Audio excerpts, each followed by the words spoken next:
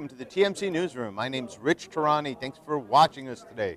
We are at the Cloud Expo 2011 at the Jacob Javits Center in Manhattan.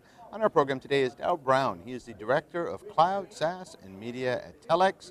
Darryl, welcome to the show. Thank you.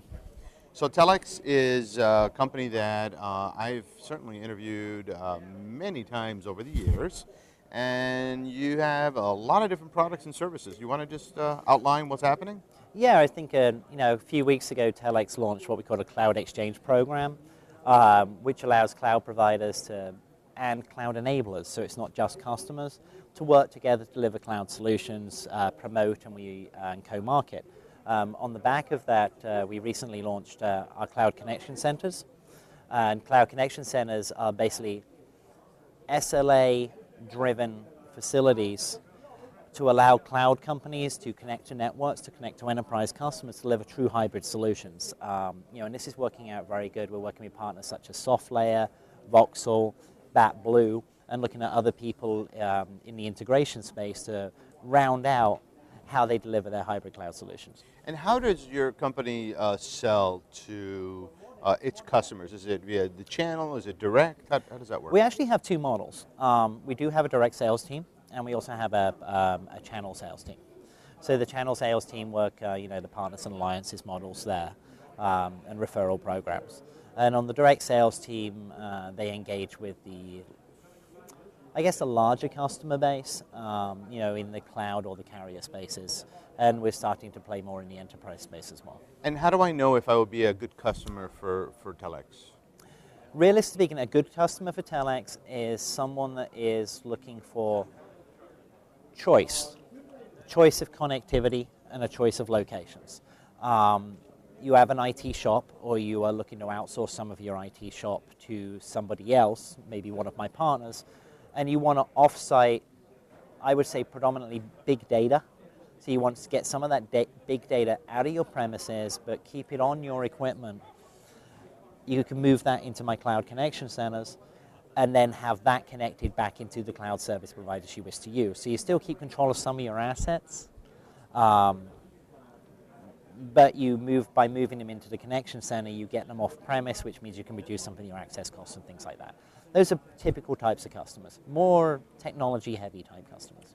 Okay, so do you see yourself competing with traditional cloud-based vendors then, like maybe the Amazons of the world and some of the others? No, not really, because we don't sell clouds. I enable clouds.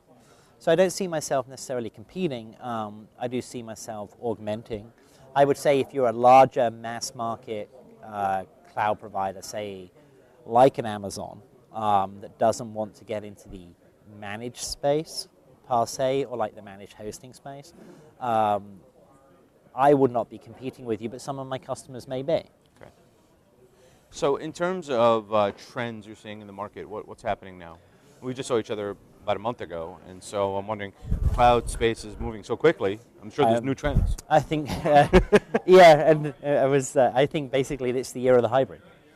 150% is there. Cloud has grown up.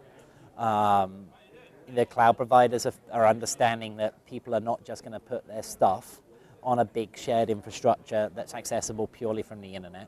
They're having to look at ways to how do you integrate that with the back offices. And you heard it from Dell, you heard it from Microsoft. Yes, there are product components there, but it's all about hybridization.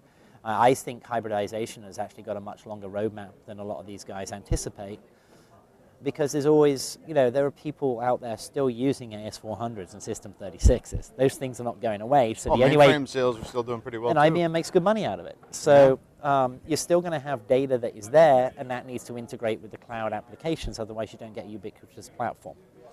If you want a ubiquitous platform, you got to deliver a hybrid. Makes good sense. Yeah. So, and your company's on track for an IPO this year too, which is exciting. Yes, we are. We're on track for an IPO this year. So keep your fingers crossed and keep your eyes open. So as the markets look good and business looks good, okay, it's very exciting. Good. So what's next for the company then? I would say, for the foreseeable future, we'll carry on along the tracks we are doing. We're continually expanding. Regular announcements come out about additional footprint in different locations. So that's good. We're being shrewd about where we expand based on the user bases. We don't want to build data centers in deserts. Our value is to basically connect clouds, like any kind of cloud, a network cloud or whatever cloud it may be, Sure. right? So we need to be in population centers where there's a high density of communications providers and eyeballs.